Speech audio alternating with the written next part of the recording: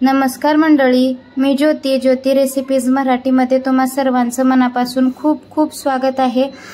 तर आज आपण लाल भोपळ्याचे जे गोल भोपळा म्हणतो आपण त्याचे घारगे बनवलेले आहेत। बघू शकताय मस्त असे टम्म फुगलेले आहेत। आषाढ महिना सुरू झालेला आहे। आषाढ महिना सुरू झाला की घरोघरी आषाढ तळला जातो आणि पारंपरिक पदार्थ तयार केले जातात। कुणी आषाढ एकादशीच्या नंतर तळतात किंवा सुरुवातीपासूनच तळतात कोणी कोणी। परफेक्ट प्रमाण या व्हिडिओमध्ये मी सांगितलेलं आहे। कोणीही अगदी पहिल्या प्रयत्नातच तयार करतील अशी रेसिपी आहे। बघू शकताय मस्त असे टम्म फुगलेले आहेत घारगे सगळे। तर मी तोडून सुद्धा दाखवते तुम्हाला। इथं बघू शकताय मस्त अप्रतिम दिसतात, चवीलाही खूप छान लागतात हे घारगे। नक्की ट्राय करून बघा आणि व्हिडिओ कसा वाटला कमेंट्स बॉक्समध्ये सांगायला विसरू नका। बघू शकताय मस्त असे घारगे आपले गोल भोपळ्याचे किंवा लाल भोपळ्याचे म्हणू शकता इथं। चला तर अशा परफेक्ट रेसिपी कशी बनवायची जे पहिल्याच प्रयत्नात तुम्हाला परफेक्ट बनेल तर बघूया। बघू शकताय टम्म फुगण्यासाठी वगैरे काही टिप्स आहेत त्याच्यामध्ये। अप्रतिम रेसिपी कशी बनवायची ते बघूया चला। आता इथं बघा मी गोल भोपळा घेतलेला आहे। याला गोल भोपळा पण म्हणतात किंवा लाल भोपळा पण म्हणतात। तर हा भोपळा मी पाव किलोच्या जवळपास घेतलेला आहे। तर हा भोपळा आता कट करून घ्यायचा आहे आपल्याला आणि जो पाठचा भाग असतो तो आता कट करून घ्यायचा आहे किंवा काढून टाकायचा आहे आपल्याला। आणि हे बघा अशा पद्धतीने आपण काढून टाकणार आहोत। थोडंसं कडक असल्यामुळे भाग हा पाठचा काढायला आपल्याला हे होतं, त्रास होतो। तर आता मी एका डब्यामध्ये असाच भोपळा घालून घेतलेला आहे आणि कुकरच्या बेसला पाणी टाकलेलं आहे।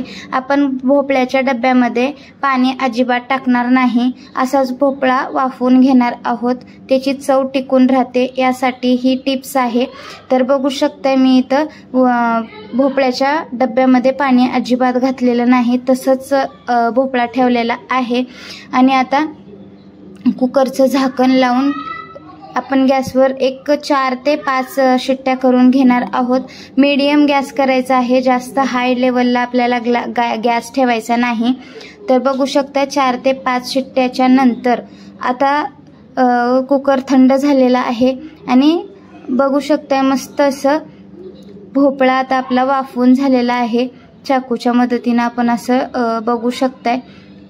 तर आता आपण हा डबा बाजूला काढून घेऊया आणि जे डब्यामध्ये वाफेचं जे पाणी होतं ते काढून घ्यायचं आहे आपल्याला आणि चमच्याच्या साहाय्याने असं मॅश करून घ्यायचं आहे। या भोपळ्याला मॅश गरम जोपर्यंत आहे तोपर्यंतच याला मॅश करून घ्यायचं आहे। म्हणजे गूळ जेव्हा आपण मिक्स करतो याच्यामध्ये तेव्हा ते गूळ वितळलं पाहिजे गरमीनं भोपळ्याच्या। तर आता इथं मॅश करून झालेला आहे भोपळा, बघू शकताय तुम्ही।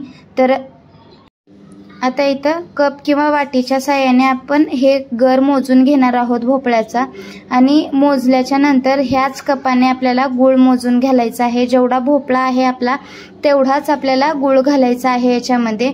आणि लक्षात असू द्या भोपळा आपल्याला गरमच पाहिजे। तर बघू शकता आता मस्त मॅश करून घ्यायचा आहे या भोपळा आणि गूळ। बघू शकताय असं चमच्याने याला मॅश करत राहायचं आहे। एक 3 ते 4 मिनिटांमध्ये आपल्याला हे गूळ वितळून जाईल याच्यामध्ये या गरमीनं भोपळ्याच्या। आता बघा हे असं झालेलं आहे आणि घारगे आपले मऊ खुसखुशीत होण्यासाठी आपण इथं 4 ते 5 चमचे तांदळाचं पीठ टाकणार आहोत आणि 1 चमचा खसखस टाकणार आहोत।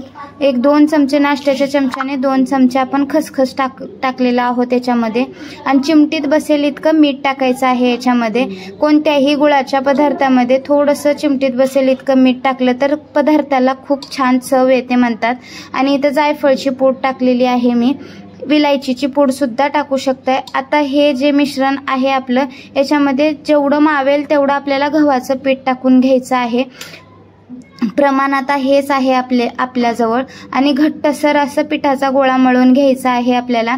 जसं आपण पुरीचं पीठ मळून घेतो तशाच प्रकारे हे पीठ मळून घ्यायचं आहे। जेवढं लागेल तेवढं सतत आपल्याला पीठ याच्यामध्ये टाकत राहायचं आहे। तर बघू शकताय घट्टसर असा गोळा मळून झालेला आहे. थोडंसं तेल लावून याला मॅश करून घ्यायचं आहे, म्हणजे मालिश करून घ्यायची आहे थोडीशी पिठाला.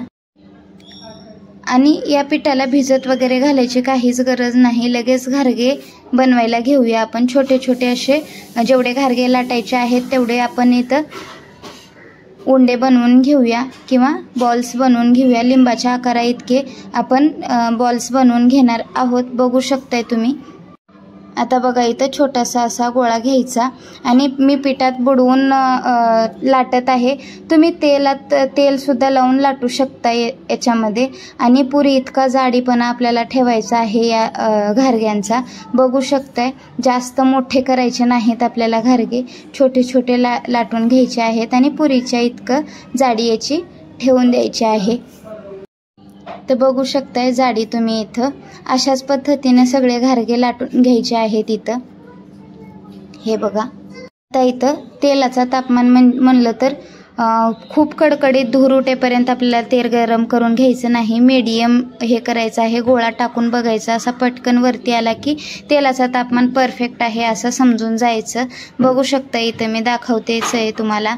तर आता घारगे सोडून घ्यायचे आणि असं वरनं प्रेस करत राहायचं. घारगा वरती आला ना तर असं प्रेस करायचं, म्हणजे त्याच्यावरती तेल जाईल आणि घारगा फुगण्यास मदत होईल. बघू शकताय टम्म असे फुगत आहे घारगे आपले. अप्रतिम दिसतात फुगते वेळेस सुद्धा.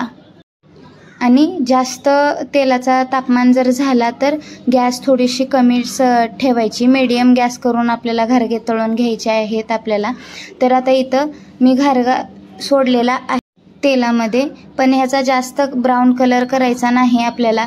बघू शकताय गुळाचा प्रमाण असल्यामुळं गॅसची फ्लेम जर जास्त ठेवली तर तुम्ही ते कलर जास्त डार्क येईल आपल्याला.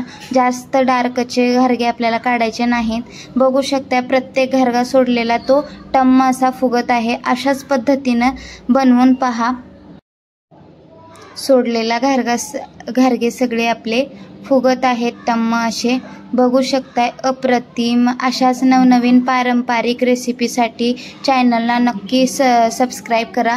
व्हिडिओ आवडल्यास लाईक करा, शेअर करा तुमच्या मित्रमैत्रिणींमध्ये, नातेवाईकांमध्ये, म्हणजे असेच नवीन पारंपरिक रेसिपीज ते बघतील. त्यांना बघण्यास मदत होईल, आषाढ तळण्यास मदत होईल. ह्या आषाढीचा पदार्थ मी तळलेला आहे. बघू शकता इथं मस्त असं घारगे सगळे फुगत आहेत आपले.